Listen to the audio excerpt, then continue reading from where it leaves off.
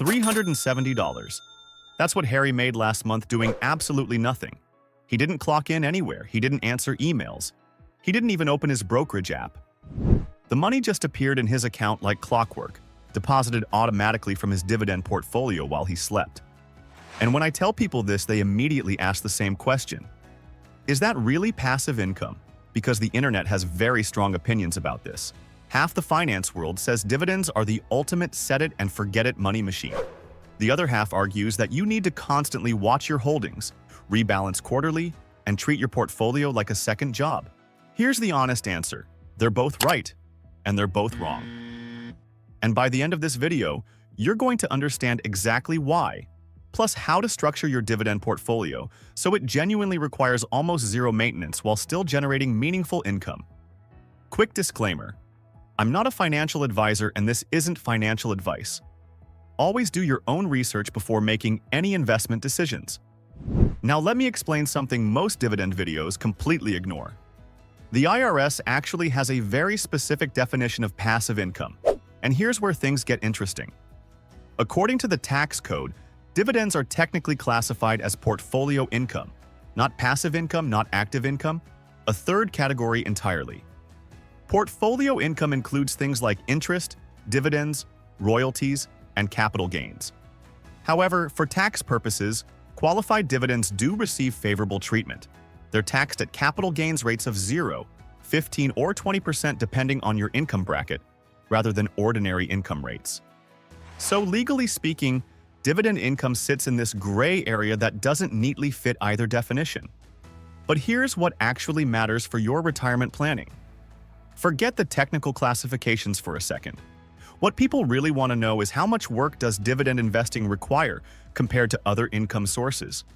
And the answer depends almost entirely on one choice you make at the beginning. Let me show you what I mean by comparing three of the most popular dividend ETFs on the market right now. SCHD, the Schwab U.S. Dividend Equity ETF, has become the darling of the dividend investing world. Around $72 billion in assets under management.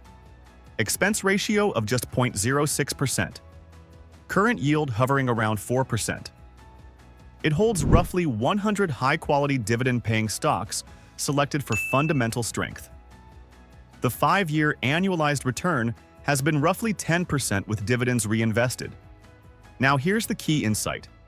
If you bought SCHD 5 years ago and literally never looked at your account again, no rebalancing, no adjustments, no stress, your $1,000 investment would now be worth approximately $1,600. You would have done zero work beyond that initial purchase. Compare this to VYM, Vanguard's high dividend yield ETF. Slightly different approach with around 560 holdings, more diversified across sectors. Current yield sits around 2.6%, lower than SCHD. But the 5-year performance has actually been stronger at roughly 15% annualized returns. Expense ratio identical at 0.06%. Same story with the work required, essentially none after you buy. Then there's JEPI, which takes a completely different approach. This actively managed fund from JP uses a covered call strategy to generate substantially higher income. We're talking yields around 8%. That's double or triple what SCHD and VYM offer. Monthly distributions instead of quarterly. About $42 billion in assets.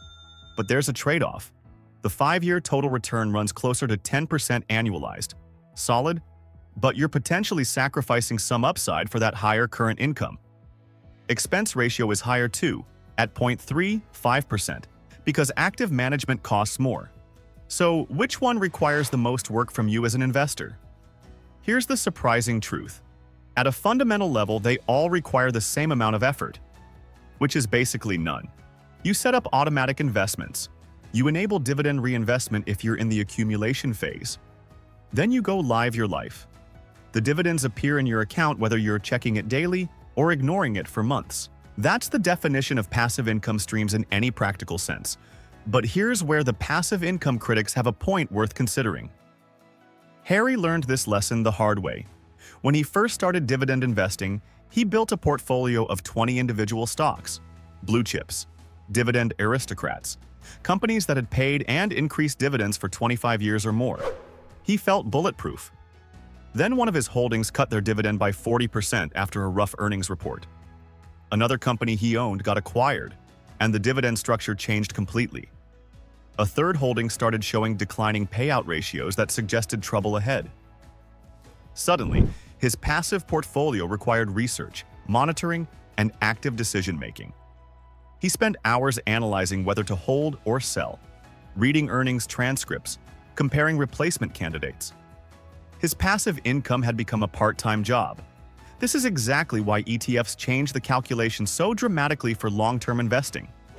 When you own SCHD or VYM or JEPI, professional portfolio managers handle all of that work for you. Companies get screened in and out of the fund based on preset criteria. Holdings are automatically rebalanced. Dividend cuts by individual companies barely impact your overall income because you're diversified across dozens or hundreds of positions. The time commitment for you remains essentially zero. Now, some viewers will argue that you still need to rebalance your overall portfolio, and technically that's true. Most experts recommend checking your asset allocation every 6 to 12 months.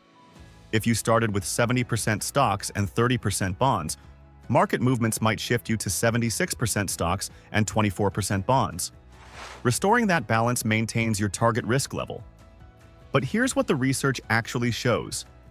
Vanguard found that rebalancing strategy matters far less than simply having any rebalancing strategy at all. Whether you rebalance monthly, quarterly, or annually, produces nearly identical results over time. Annual rebalancing works just fine. That's spending maybe 30 minutes once per year reviewing your holdings. For most people, that's less time than they spend scrolling social media in a single day. There's another concern people raise about dividend investing as passive income. Tax management. Don't you have to track cost basis and manage tax loss harvesting and optimize which accounts hold which investments? Theoretically, yes. In practice, modern brokerage platforms handle most of this automatically. Your broker tracks cost basis. Tax documents arrive automatically. If you hold dividend ETFs in tax-advantaged accounts like IRAs or 401k plans, the tax question becomes entirely irrelevant until withdrawal. Let me give you a concrete framework for truly passive dividend income. Step 1. Choose 2 or 3 diversified dividend ETFs rather than individual stocks. SCHD for quality dividend growth. VYM for broader high-yield exposure. JEPI, or a similar covered call fund if you want higher current income and don't mind the trade-offs. This eliminates single company risk entirely. Step 2. Automate everything possible. Set up automatic monthly contributions from your bank account. Enable dividend reinvestment during your accumulation years. Turn off reinvestment only when you're ready to live off the income. Step 3. Review your allocation once annually, just once. Check if your stock-to-bond ratio has drifted more than 5 percentage points from your target. If so, rebalance by directing new contributions toward the underweight asset class. This approach uses incoming dividends and contributions to rebalance rather than selling and triggering taxes. Step 4. Ignore the daily noise. Stock prices fluctuate.